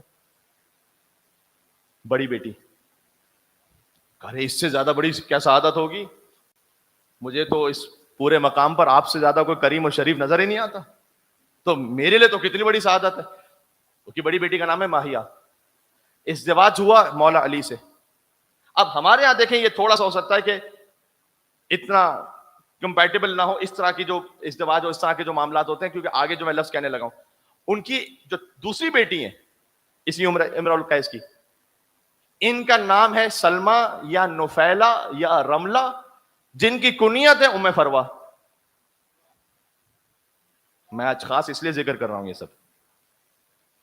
مولا نے کہا کہ آپ کی بڑی بیٹی سے میں ازدواج کرتا ہوں, اور آپ کی یہ درمیان میں جو بیٹی ہیں جن کا نام سلمہ, نفیلہ, رملہ, کنیت ام فروا, ان سے میرے بیٹے حسن اگر ازدواج کر لیں. امام حسن علیہ السلام نے ان سے ازدواج کیا. انہی ہی کی بیٹی ہیں فاطمہ بنت حسن, ابھی جن کے لیے ساری میں بات کر رہا تھا آپ سے, اور انہی کے ہی بیٹے ہیں امام محمد باقر. یعنی امام محمد باقر کی والدہ بھی ہیں کربلا میں, فاطمہ بنت حسن اور ان کی نانی بھی ہے کربلا میں. ام فروا نانی ہوتی ہے امام ابوبکر علیہ السلام کی. یہ بات سمجھ میں آ رہی ہے میں کیا کہہ رہا ہوں؟ اس سے سمجھ میں آ رہا ہے؟ یہ ایسے نہیں ہے السلام علیکم یا اہل بیت النبوہ. ہاں یہ پاکیزہ ترین اصیل ترین خاندان ہے. ہر ایک کو نصیب اس طرح سے نہیں ہوتا. اچھا, اور جو تیسری بیٹی تھی وہ چھوٹی تھی اس وقت, کافی چھوٹی تھی, امراء القیس کی. وہ تیسری بیٹی بھی وہیں رہ گئی اپنی 2 بہنوں کے ساتھ. اور جب وہ بڑی ہوئی تو ان کا ازدواج ہوا امام حسین سے. یعنی امراء القیس وہ شخص ہے کہ جس کی 3 بیٹیوں کا ازدواج ہوا ہے, امام علی, امام حسن, امام حسین. امام حسین نے جس دختر سے امراء القیس کی دختر سے شادی کی ہے وہ ہے ام رباب, علی اصغر کی ماں. آپ کو یاد ہے میں تسلسل میں چل رہا ہوں, اگر آپ تسلسل کو رکھ سکیں اپنے دماغ میں نے آپ سے بارہا کہا کہ اگر آپ اللہ سبحانہ و تعالیٰ کی خاطر اس دنیا میں کوئی قربانی دے رہے ہیں تو اللہ ضائع نہیں کرے گا آپ کے معاملے کو. وہ یا آپ میں دکھائے گا, یا نسلوں میں دکھائے گا, یا نسلوں کی نسلوں میں دکھائے گا. یہ آپ یقین رکھیں. کل میں نے یقین پر بات کی, اسی لیے اللہ پر یقین رکھتے ہوئے مجھے کچھ اس وقت ملے نہ ملے, اللہ سبحانہ و تعالیٰ کا امتحان ہے. اگر میں صراط مستقیم پر ہوں اللہ اس احسان کو ضائع نہیں ہونے دے گا. 3 بیٹیاں, 3 کا ازدواج, امام علی, امام حسن, امام حسین. ان میں سے ایک ام فروا, ایک ام رباب. امام حسن کے 4 بیٹے یا 5 بیٹے کربلا میں شہید ہیں. امام حسن کی پوری نمائندگی ہے کربلا میں.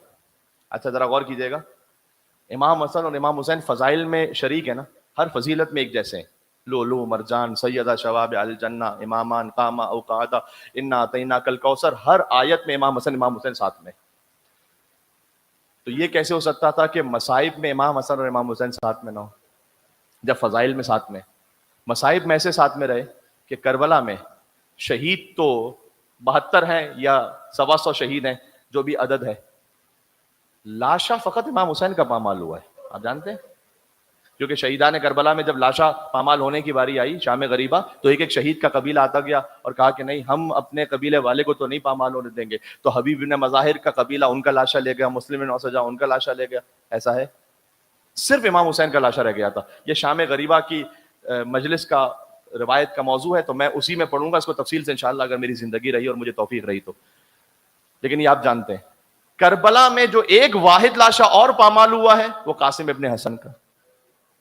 دیکھیں اس کی وجہ کیا ہے میں نہیں جانتا کہ کیا کیا مصلحتیں ہیں. مجھے جو سمجھ میں آتا ہے وہ یہ, چونکہ حسن اور حسین ہر فضیلت میں شریک تھے لہٰذا مصیبت میں بھی شریک ہونا تھا. حسین کا لاشا پامال ہونا تھا تو حسن کی نیابت میں حسن کے بیٹے قاسم کا لاشا پامال ہوا. کہ گویا امام حسن علیہ السلام نے کہا کہ بھیا اس مصیبت میں بھی میں آپ کے ساتھ شریک رہوں گا. سب کا لاشا پامال ہو نہ ہو لیکن میرے بیٹے کا لاشا پامال ہوگا آپ کے ساتھ ساتھ. حسن علیہ السلام کی قربانیوں میں سے ایک ہیں عبداللہ ابن حسن. عبداللہ ابن حسن وہ ہیں, کیا میں کہوں, اس شہزادے کے لیے 10 برس کا سن ہے. تو جیسے ہی امام حسن علیہ السلام کی شہادت ہوئی نا, ان کی ولادت ہوئی تھی اور امام حسن علیہ السلام کی شہادت ہوئی تو کربلا 10 سال بعد ہوئی ہے امام حسن کی شہادت کے. تو گویا ان کو پالا امام حسین نے, حضرت قاسم کو بھی پالا امام حسین نے. کیوں؟ امام حسن کی شہادت جو حضرت قاسم تو 3 برس کے تھے تو حسن کے بیٹے, لیکن پالا تو امام حسین نے. اس لیے جب امام حسین قاسم کو گلے سے لگائیں تو جیسے ایک باپ اپنے بیٹے سے لپٹ کے رو رہا ہے, اس لیے یہ کیفیت ہے. اور حضرت قاسم ابن حسن سے پہلے میں چاہتا ہوں کہ میں آپ کی خدمت میں حضرت عبداللہ ابن حسن کے لیے 2 فقرے مصائب کے کہوں. جب امام حسین کی شہادت کا وقت قریب تھا نا اور امام حسین زخموں سے چور تھے, ایک شقی آگے بڑھا کہ امام حسین کے سینے اتھر پر وار کرنا چاہتا تھا. دور سے آ رہا تھا یہ شقی, عبداللہ ابن حسن در خیمہ سے دیکھ رہے, دوڑے, جب تک میں زندہ ہوں کوئی میرے چچا پر تلوار نہیں اٹھا سکتا. آگے دوڑے قریب آنا چاہتے تھے کہ اس نے تلوار چلا دی تو آگے بڑھ کر ہاتھ ایسے آگے بڑھائے کہ ہاتھوں پر وار ہوا. اور مقتل کا جملہ یہ ہے کہ عبداللہ ابن حسن کے ہاتھ کھال سے لٹک گئے. اللہ اکبر اللہ اکبر. اس بچے کے ہاتھ جو حسن کا بیٹا ہے کھال سے لٹک گئے. اور یہ بچہ امام حسن علیہ السلام کا جو بھتیجا ہے سینے پر پیوست ہو گیا. اب مجھے معاف کرنا, حرملہ ابن کاہل اسدی جس نے علی اصغر کو تیر مارا ہے, اس نے دور سے عبداللہ ابن حسن کا نشانہ لیا اور عبداللہ ابن حسن پر ایسا تیر لگا کہ مقتل میں یوں جملہ لکھا ہے کہ بچہ امام حسین کے سینے سے تیر کے ذریعے لگ گیا. ہائے ہائے ہائے ہائے, یہ وہ مصائب ہیں جو کم بیان ہوتے ہیں. عبداللہ ابن حسن کی شہادت, یتیم حسن, اللہ اکبر. یعنی ایسی کیفیت تھی کہ وہ تیر عبداللہ ابن حسن سے گزرتا ہوا حسین کے سینے پر لگا اور بچہ اس تیر کے ذریعے چمٹ گیا حسین کے سینے سے. یہ عبداللہ ابن حسن. عزیزوں, رونے کے لیے تشریف لائے ہیں. کہاں کہاں تک اللہ جانے مومنین اور مومنات تشریف فرما ہے, اور مجھے معلوم ہے کہ آپ مصائب پر گریے کے لیے تشریف لاتے ہیں. اب تو وہ شبیں آہستہ آہستہ آ رہی ہیں کہ جس میں رونا ہی بنتا ہے بس. قاسم ابن حسن, آئے ہائے ہائے. شب عاشور کہتے ہیں کہ چچا امام حسین علیہ السلام نے چراغ بجھا دیے کہ جو جانا چاہتا ہے چلا جائے. چراغ روشن کیا, کوئی نہیں گیا تھا. ابوالفضل عباس اہل بیت کی جانب سے اٹھے کہ مولا اگر مرتے مر جائیں 70 مرتبہ زندہ ہوں 70 مرتبہ مارے جائیں. مسلم ابن اوسجہ نے اس وقت خطاب فرمایا, حبیب ابن مظاہر نے. پھر امام حسین السلام نے نام لینا شروع کیے کہ کل کے شہیدوں میں ان کا نام شامل ہے. حضرت قاسم کا نام نہیں تھا اس فہرست میں. قاسم کھڑے ہوئے, 13 برس کے ہیں. قاسم کھڑے ہوئے کہتے ہیں کہ چچا کل کے شہیدوں میں آپ نے میرا نام نہیں لیا, محضر شہادت میں میرا نام نہیں ہے. امام حسین علیہ السلام دنیا کو یہ بتلانا چاہتے ہیں کہ میں اپنے بھتیجوں کو جبر کے ساتھ نہیں لے کر آیا, یہ اپنی رضا سے آئے ہیں یہاں پر, اپنی دل سے قربانی پیش کر رہے ہیں یہاں پر. پوچھا کیف الموت عندک, بیٹا قاسم موت کیسی ہے آپ کی نگاہ میں؟ فما احلا من الاصل. اللہ اکبر. 13 برس کا ایک نوجوان جیسے دنیا اپنی طرف کھینچ رہی ہو, قاسم کہتے ہیں موت تو شہد سے بھی زیادہ شیرین ہے, میٹھی ہے. کیا بس کل کے شہیدوں میں فقط آپ کا نہیں, آپ کے ننھے بھیا علی اصغر کا نام بھی؟ قاسم اپنی شہادت کا سن کر مطمئن ہو گئے, لیکن کہتے ہیں کہ اے چچا علی اصغر کا نام بھی شامل ہے. تو ذہن میں وہی تصور ہے کہ علی اصغر تو جائیں گے نہیں مقتل میں. تو پوچھ لیا کہ کیا یہ فوج بے حیا خیموں میں گھسے گی؟ حضرت قاسم سے برداشت نہیں ہو سکا یہ سوچ بھی کہ یہ خیموں میں گھسائیں گے. میں کہوں گا اے شہزادہ قاسم, کاش شام غریبہ ہوتے. بیویاں ایک خیمے سے دوسرے خیمے میں, دوسرے خیمے سے تیسرے خیمے میں جا رہی تھیں. کسی نے امام زین العابدین سے پوچھا تھا شام غریبہ بیویوں کی کیا کیفیت تھی؟ امام نے کہا ایک سوال کرنے والے تو نے میرے قلب کو پھر زخمی کر دیا. امام کے پاس ایک تسبیح تھی, تسبیح کو توڑ دیا امام نے, دانے بکھر گئے. کہا دیکھ جیسے یہ دانے بکھر گئے نا, ویسے شام غریبہ علی و فاطمہ کی بیٹیاں بکھر گئی تھیں. امام حسین علیہ السلام نے شہزادہ قاسم کو تسلی دی. کہا نہیں اے میرے بھتیجے قاسم, میں خود علی اصغر کو لے جاؤں گا, ہاتھوں پہ اٹھا کے خود لے جاؤں گا. بس اب قاسم کو یہ تو ہے کہ میرا نام شہیدوں میں ہے, لیکن اب چچا مجھے جلدی بھیجیں. تو بار بار آتے ہیں, آ کر کہتے ہیں چچا کیا مجھے اجازت ہے کہ میں جاؤں مقتل میں, کیا مجھے اجازت ہے کہ میں جاؤں مقتل میں. اور بار بار فرماتے امام حسین تم میرے بھائی کی نشانی ہو, تم میرے بھائی کی نشانی ہو. یہاں تک کہ سر جھکا کر آئے اور ماں ام فروا کے پاس آ کے بیٹھ گئے. آپ ایک ہی تو شب آتی ہے پورے سال میں جہاں تفصیل سے حضرت قاسم کا ذکر ہو سکے, تو آ کے بیٹھ گئے سر جھکا کر. کہا کہ اماں جان میں بار بار کہتا ہوں چچا کو, لیکن چچا مجھے اجازت دیتے نہیں ہیں. بیوی ام فروا نے فرمایا, دیکھیں یہ بعض ذاکرین پڑھا کرتے تھے اسے اور میں انہی کی اقتداء میں اس کو پڑھ رہا ہوں, یہ جملے آگے کہنے لگا ہوں کہ بیوی ام فروا نے یہ کہا کہ بیٹا قاسم آپ کو یاد ہے جب آپ کے بابا کا آخری وقت تھا تو انہوں نے آپ کے بازو پر ایک تعویذ باندھا تھا, اور آپ سے بھی کہا تھا اور مجھ سے بھی کہا تھا کہ جب کوئی مشکل وقت آ جائے تو اس تعویذ کو کھول لیجئے گا. اب میں مصائب پر رونے والوں سے جملہ کہنا چاہتا ہوں. ماں باپ تعویذ باندھتے ہیں کہ ان کا بچہ بچ جائے. حسن نے تعویذ باندھا تھا کہ میرا بچہ مر جائے, حسین پر قربان ہو جائے. فوراً تعویذ کھولا, اس میں تحریر لکھی ہوئی تھی کہ یہ تحریر ہے حسن ابن علی کی طرف سے. اے حسین, جب آپ پر مشکل وقت ہو تو میری نیابت میں میرے قاسم کو آپ قربان ہونے کی اجازت دیجئے گا. بس اب تو حکم امام آ گیا. حسن حسین کے بھی امام ہیں. میں نے ایک بڑے اچھے ذاکر مولانا منتظر عباس نقوی صاحب مرحوم ہو گئے, ان سے جملہ سنا تھا, گویا اب تک حسین بھیج نہیں رہے تھے کہ بھائی کی نشانی ہے, اب حسین روک نہیں سکتے اس لیے کہ حکم امام آ گیا ہے. اب حسن نے یہ کہہ دیا ہے کہ میرے بیٹے کو جانے دیں. تو دونوں چچا اور بھتیجے مل کر اتنا روئے, فغشی علیہما, دونوں پر غشی طاری ہو گئی.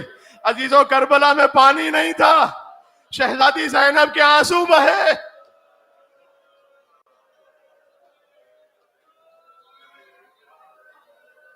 جب امام حسین اور حضرت قاسم نے آنکھیں کھولیں, مقتل میں یہ لکھا ہوا ہے کہ غشی ایک بار نہیں ہوئی, دوبارہ مل کر اتنا روئے کہ پھر غشی طاری ہوئی. یعنی بار بار امام حسین اتنا چاہتے تھے حضرت قاسم کو کہ حسین کے لیے جیسے حسین کی جان جا رہی ہے. کم چچا مجھے جانے دیں. حضرت قاسم کے بدن پر کوئی زرہ نہیں آتی تھی, صحیح, فقط ایک کرتا پہنا ہوا تھا. اچھا, جو کرتا پہنا ہوا تھا, امام حسین علیہ السلام نے اس کرتے کو چاک کیا یہاں سامنے سے. کہا چچا جان, یہ آپ نے چاک کیوں کر دیا؟ کہا یہ یتیموں کی نشانی ہوتی ہے, تو اسے دیکھ کر شاید کوئی تجھ پر رحم کر جائے کہ تیرا باپ نہیں ہے, تو یتیم ہے, شاید کوئی رحم کر جائے. حضرت قاسم علیہ السلام گھوڑے پر سوار ہوئے, مقتل میں پہنچے, رجس پڑی, بے پناہ جنگ کی. عمر سعد نے کہا کہ یہ 13 برس کا نظر آ رہا ہے, لیکن ایک ایک کر کے آؤ گے یہ پورے لشکر کو ختم کر دے گا, گھیر کے مارو. گھیر کر ایک شخص نے, کہتا ہے کہ میں دور سے نشانہ لے رہا تھا, عمران نام کا شخص ہے وہ, اس کا اپنا شجرہ وغیرہ لکھا ہوا ہے. وہ قریب آیا آہستہ آہستہ کہ قاسم کی نظر نہ پڑے, اور دیکھے جو شہادت ہے اس سے پہلے کی منزل جانتے ہیں کیا ہے, کہ اس نے اتنا شدید سر پر وار کیا حضرت قاسم کے کہ قاسم کا سر 2 پارا ہو گیا.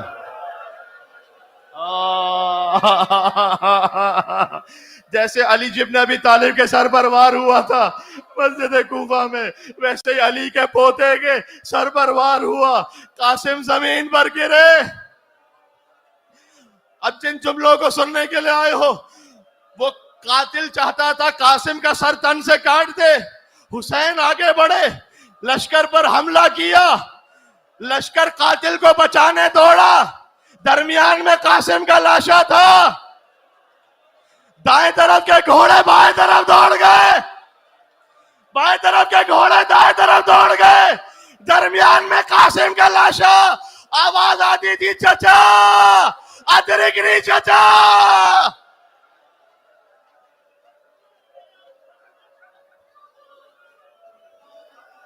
دو جملے, میں کیسے ان جملوں کو پڑھوں. قاسم کا لاشا بکھرتا گیا, پامال ہوتا گیا, قاسم ٹکڑے ٹکڑے ہوتے گئے. اللہ اکبر. گھوڑے دوڑ رہے تھے قاسم کے لاشے پر, کہتے ہر ٹاپ پر صدا آتی تھی چچا ادرکنی. حسین پہنچے جب قاسم کے لاشے پر تو ایک مرثیہ پڑا ہے, فرمایا اے بیٹا قاسم, تیرے چچا کے لیے بہت سخت ہے کہ تو چچا کو بلاتا رہے, چچا تیرے لاشے کو پامالی سے بچا نہ سکے. قاسم ٹکڑے ٹکڑے ہو گئے تھے. اب حسین لاش اٹھائے تو کیسے اٹھائے؟ یہ وہ لاشا ہے جو سب سے الگ انداز سے حسین لے کر آئے ہیں, پامال شدہ لاشا ہے نا, سب سے الگ انداز سے لے کر آئے ہیں. اب اگر میں چشم تصور میں سوچوں, گویا حسین لاشا اٹھانا چاہتے ہیں تو ایک طرف سے لاشا گر جاتا ہے, دوسری طرف سے اٹھاتے ہیں, پورا لاشا ٹکڑے ٹکڑے ہے. حسین نے اپنی ابا کو بچھایا, ہائے ہائے ہائے ہائے, یا علی مدد. ٹوٹی ہوئی پسلیاں اٹھائیں, یا علی مدد. کٹی ہوئی انگلیاں اٹھائیں. میں کہوں گا اے شہزادہ قاسم, شہادت بھی مبارک ہو اور سنت فاطمہ الزہرا بھی مبارک ہو. کون ہے بی بی فاطمہ پر رونے والے؟ सैयदा की पसलियां टूटी थी मदीना में, कासिम की पसलियां टूटी करबला में।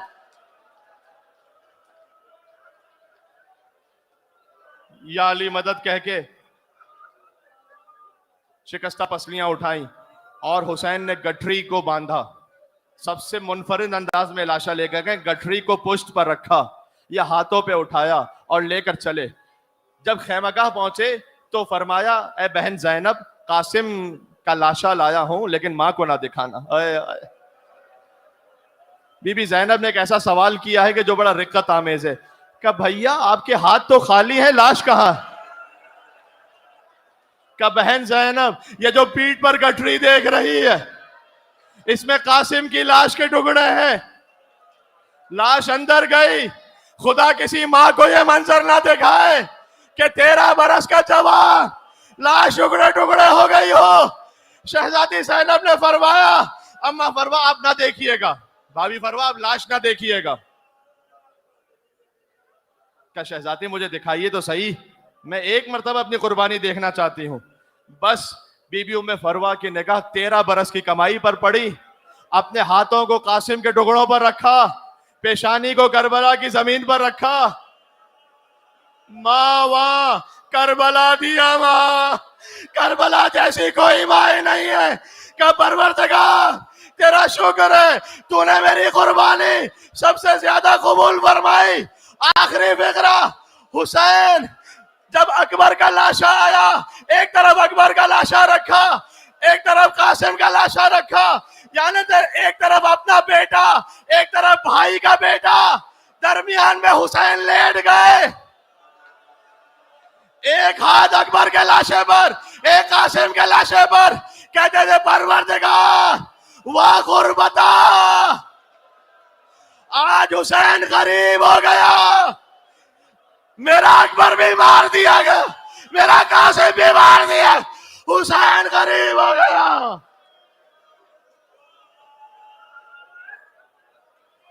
सलाम अलल हुसैन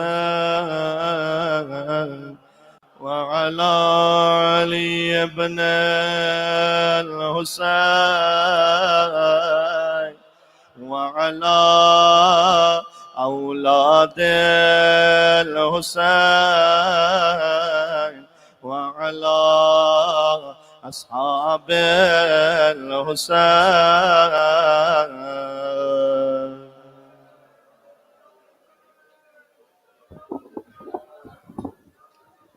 पुत्रा दिया लाशा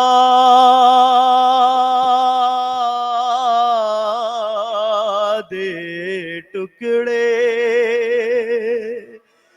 रया लब दिया बिच सैरावा, मावा करबला दिया मावा, मावा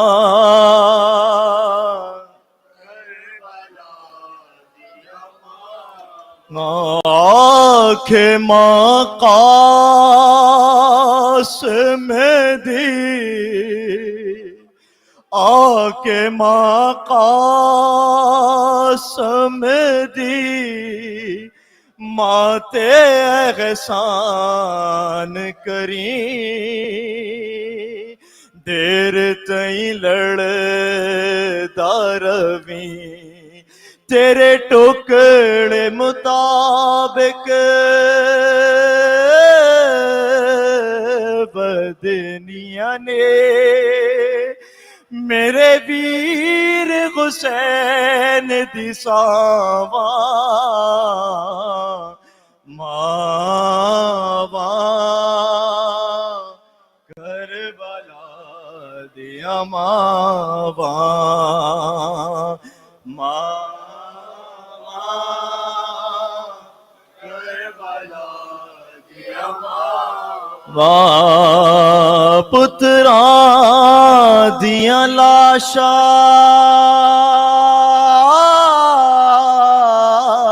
दे टुकड़े, بچ سیراواں ماواں کربلا دیا ماواں ماواں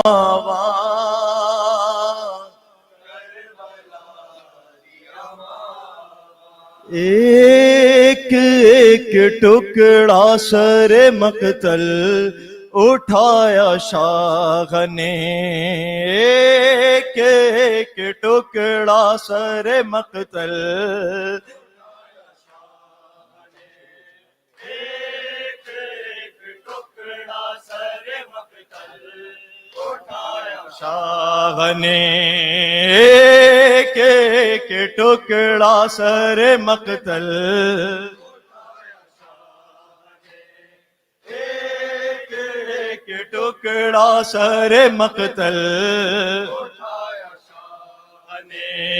ایک ایک ٹکڑا سر مقتل اٹھایا شاہ نے ایک ایک ٹکڑا سر مقتل اٹھایا شاہ نے ایک ایک ٹکڑا سر مقتل اٹھایا شاہ نے اپنا قاسم سے اپنا قاسم سے دوبارہ بنایا شاہ نے ایک ٹکڑا سر مقتل اٹھایا شاہ نے ایک ایک ٹکڑا سر مقتل اٹھایا شاہ نے ایک ایک ٹکڑا سر مقتل اٹھایا شاہ نے ایک ایک